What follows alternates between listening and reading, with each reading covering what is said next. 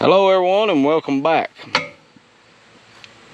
Today's project is another one of these lift arm seals on the TN New Holland. TN70 New Holland. I made a video about this once before, but there were several questions about it, what I was doing, and I didn't do the best job explaining how to go about this. So what we're going to do is revisit it and replace it. I have replaced both of them at least once, and I may have replaced one side twice. I don't remember. But fortunately, the last time I ordered parts, I went ahead and got, last time I replaced one, I went ahead and got the parts for both sides, and I had them on the shelf. So what we're going to do is I'll take you guys along and try to explain to you what we're doing here, and it's leaking pretty significantly, so we got to get fixed. But our first thing will be pretty straightforward. There's a bolt right here, and then that collar and this collar, and then your lift arm will slide off. Then we got a bolt, two bolts holding the housing to the transmission case or the rear end case, and within that housing there's a retaining ring, an O-ring goes on the outside, a seal, and a bushing. And we're getting it off pretty straightforward. So what I'll do is I'll cut the camera off, and we will I'll get this bolt out, get this lift arm off, and get that housing off, and we'll go from there. So give me a few minutes and we'll be right back.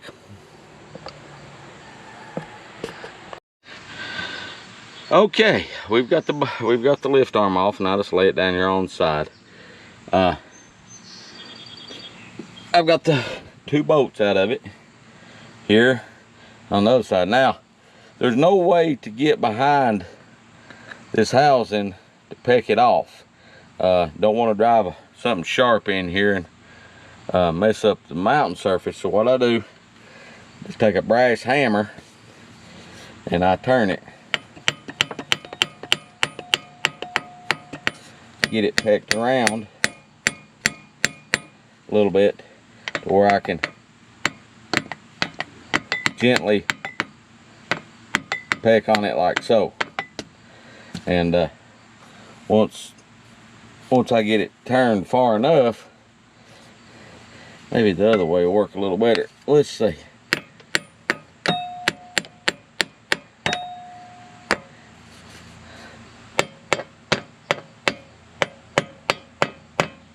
And I know I'm doing a lousy job of filming this, but that's the way you can see it's starting to come now. And just gently peck on it. And you can also now, if you need to, get something and pry here or even here. But it's starting to come out now. So I'm gonna put the camera down and use both hands here. And what we'll do, we'll just peck this off this shaft, gently pecking it. And like I said, I'm using a brass hammer to do this, and I can't hardly do it left-handed. So I'll get that off and then we'll go from there. So hang tight. Okay, we've got this housing out. You can see the seal down in there. The O-ring goes around it like so, and pretty straightforward. Now the question that always arises, and I hope you can see this, but there is a retaining ring right there. You can see the opening in it. Okay, getting that out can be a bit of a bear. What I do is take a flat screwdriver and put it just like so, and I will peck it down in behind that and scoot this snap ring over this way. While I'm holding it that way, I'll take another flat screwdriver and go underneath that retaining ring and walk it up out of the groove and walk around. I am going to try to film me doing that. I don't know how it's going to work, so just if I can get you guys set up here like so, and we will see if we can film it. Now once again, we're just going to peck. This is a machined surface, but nothing runs in here. This is just open, okay? The bushing is where the shaft runs, so I'm not as concerned, although I don't want to, about scarring up this particular housing. Okay, so we got that screwdriver. I don't know if you can see it or not, in behind that retaining ring. Okay, now we're going to take the other one and we're going to start our dance by holding pressure on this one. We're going to try to do that. Let me see if I can get it started. Sometimes screwdriver won't work. You can use a pick. Let's try a pick.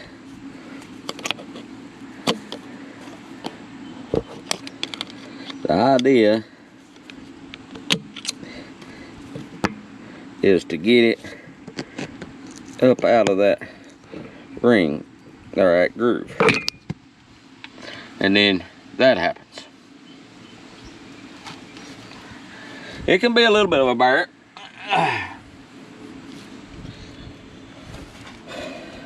Alright, got grass and all sorts of stuff on it now. That's good for it.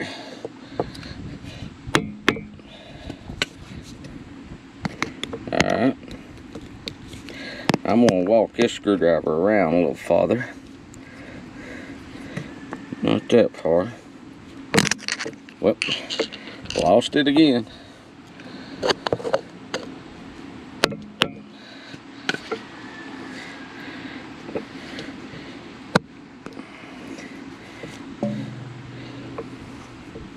I know you probably can't see this, but I'm trying.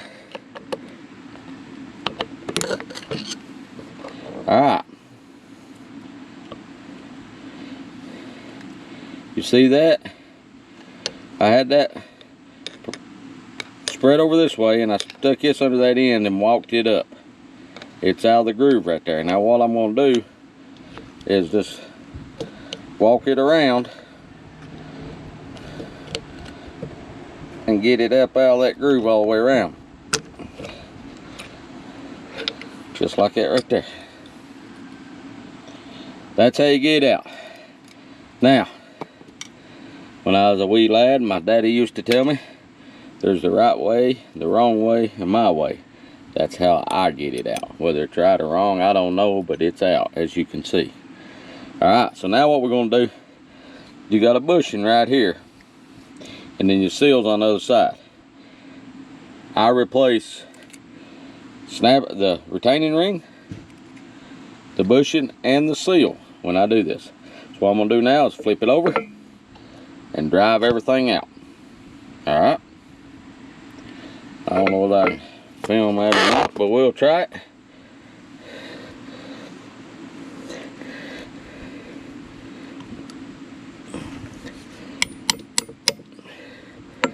We'll go ahead and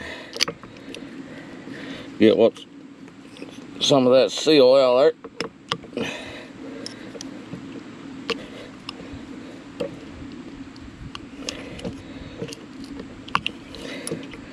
And get on that bushing,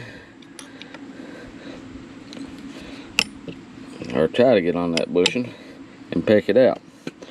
Let's just use a screwdriver, what you're never supposed to use a screwdriver for.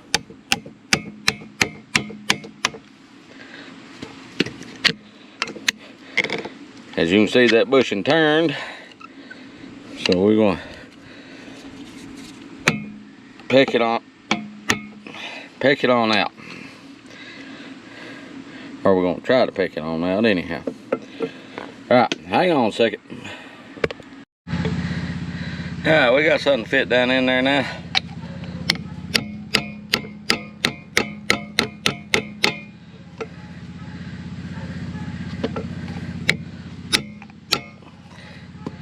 There's your bushing. And now we gotta get our seal out, okay? Like I said, you're gonna destroy the bushing, or I do, getting it out. You can see I broke it there. That's no big deal. That's why I always buy it. Buy all the pieces together. And now we should be able to carefully pick that seal out.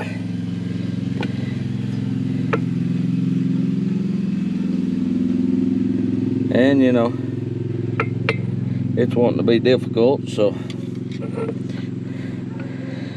as most things in life have a tendency to be. And you know, it'd help if we was in a shop somewhere instead of in the backyard under a shade tree, but when you're a shade tree mechanic, I guess that's the way you roll, ain't it? There's the rubber part of the seal.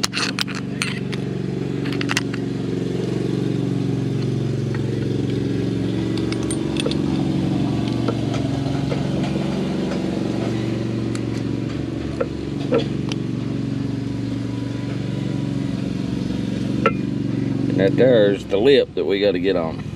So let's see if we can get that started.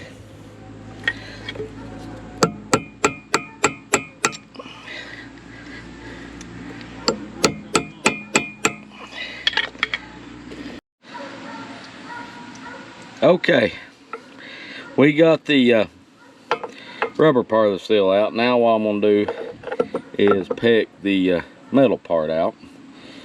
And that is, I don't know if you can see it or not, but right there. So I'm gonna set it up like so. Get my old screwdriver.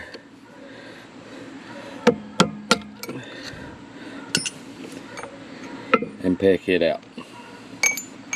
Alright. So everything's out of that thing. Now we got to reassemble. So let me take a minute and get everything cleaned up, and we'll start putting it back together. Okay, here's our new seal. Okay, goes in, of course, with the spring side inward, and it goes in here, and of course it needs to be pegged in.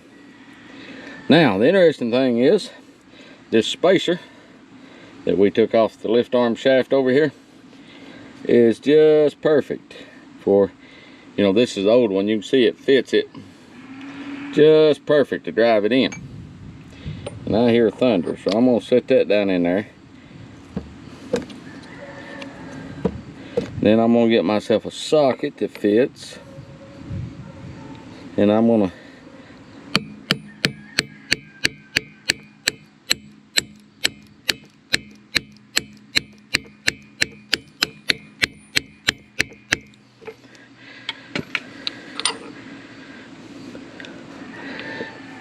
peck it in, and of course it wants to start crooked.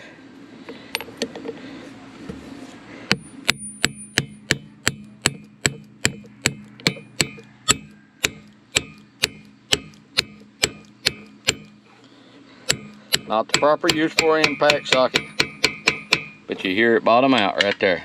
Okay, alright, seals in. Now here's our new bushing. It too has to be pecked in. Now there's a couple ways we can do this. Alright, you can take a punch and peck around the edges, but if your punch slips over on your bushing and scars it up, well, you're right back into it.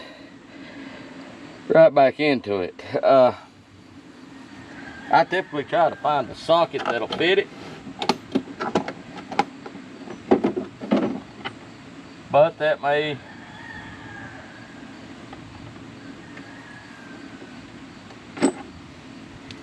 not be the case. So let me go find a punch and we'll peck at him. Okay, I couldn't find anything other than this particular punch. So what we'll do is roll the bushing away like so, and then we'll peck on the other side. Once we get it started, then we'll drive her on home. And it's not a real tight fit. Like, check, see how we're doing. Not a real tight fit, so it ain't too bad to drive in. Of course, that's never good,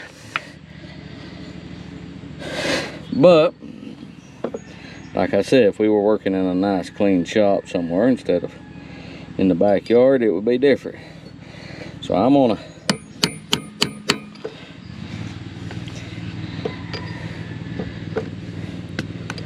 get off here and peck this in, and then we'll be right back.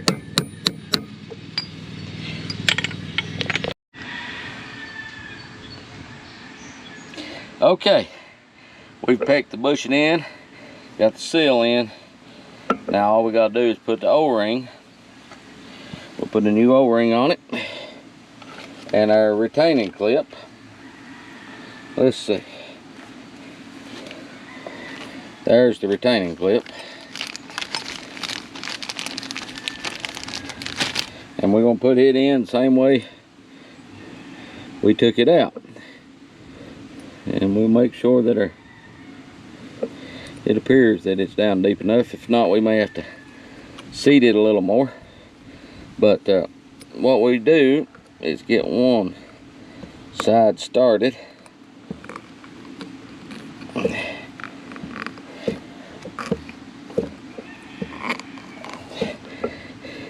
You might want to use a tool to do this instead of your fingers, but I'm not the brightest feller in the world, so. And then I'm gonna get one in down in the groove, and then I'm gonna walk around.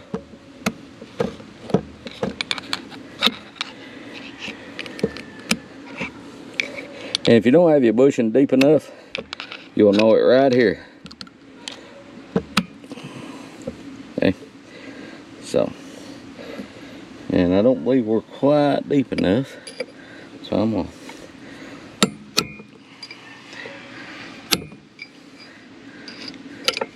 and then we'll hold that in just like we held the other one out, and walk that snap ring down. Just not snap ring, retaining ring. And then we'll give it a couple of pecks. Make sure it's seated good. And there we go.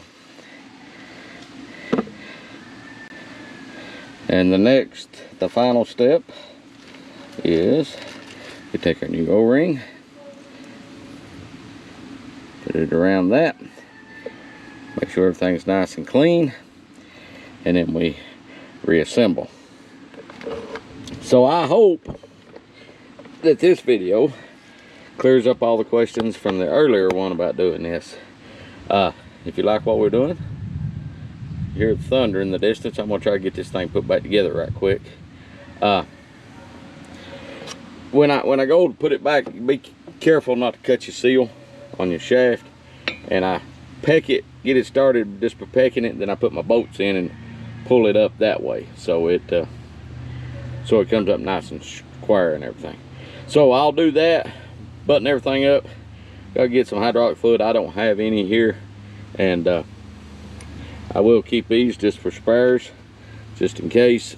And I went down there looking for a punch. I found another one of those in a toolbox, so that a used one.